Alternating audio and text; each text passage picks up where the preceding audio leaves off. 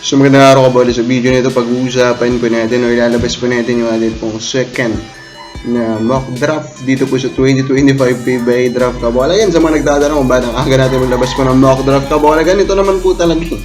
Diba? Masaya naman pag-usapan po ng maaga itong mga drafts po na paparating. So hindi pa nakasubscribe, pakipindot naman po yung subscription button. First things first po mag-usapan natin before po ilabas yung mock draft is itong current po na nangyayari ngayon sa PBA. So nakita nyo naman, pangit na naman po ang simula po ng Blackwater at Terra Firma kabola, which is of course nakakalungkot, especially for Blackwater kasi nga arating lang po ni Blairfield. Pero with a new import, let us hope kabola na sila po ay bumaliktad po or maging maganda naman yung run nila kasi ang pangit na naman nitong draft kung sila na naman po yung top 2 pick, di ba?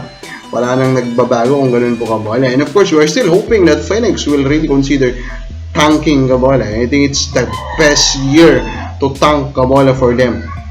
And of course, let us also put some respect on Felix Lameti kabola, who is playing very well kabola. Talaga nabigyan po niya siya agad ng mga minutos po nitong si Coach Yeng Gawal. Pero alam naman natin talaga si Coach Yeng is talagang mabilis po magbigay ng minuto yan kabola kahit rookie pa. Pero ang maganda kasi dito sa story again po ni Felix Lameti, came out of nowhere. As in out of nowhere, no? He was never on my radar kabola. Pero nung pumasok po yung pangalan niya, he was proven to be a Filipino-blooded foreign player kabola. And nakita nga natin yung mga numbers niya. Maaga naman natin siya pinasok agad sa first round quality po na player kabola. At pinapakita niya nga, undeserved po niya yan kabola. Pero tignan natin, still though, yung iba pong mas hype po na point guard sa kanya, they're still there naman and can outplay him in their PBA career kabola. And then last, pag-usapan natin sa kanyang status friends sa bando. At the recording of this video, wala pa rin klaro kung saan siya maglalaro, which of course increases the chances that he will join the upcoming PBA draft. Pero of course, hindi pa natin yan alam, wala pang nakakontrol yan. Pero overall, kung ito po walang pumirma o hindi po siya napapirma in any ways, malaking chance talaga na maglalaro pa or sasali po siya sa paparating po na PBA draft kabola. And last yan nilaruan is Strong Group. Now ito po ang ating mock draft kabola. Yung ating pong draft order is nakabase po yan sa ating pong latest na power ranking po ng mga teams. And of course, we considered also that Reno Shine currently holds that first round pick of TNT. So ito na nga po yung ating pong mock draft.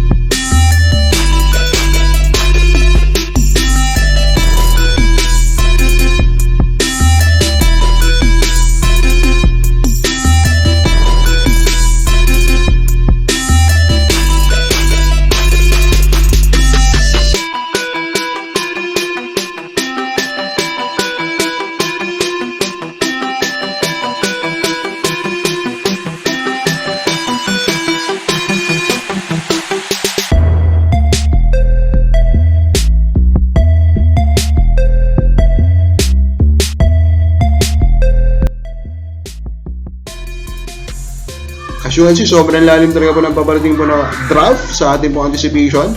We also anticipated this 2024 draft to be loaded and it became loaded. So, ganun po sana ulit ang mangyayari sa 2025. Kabakabal sa play mo. Excited ka ba sa 2025 PBA draft? Comment lang po sa baba.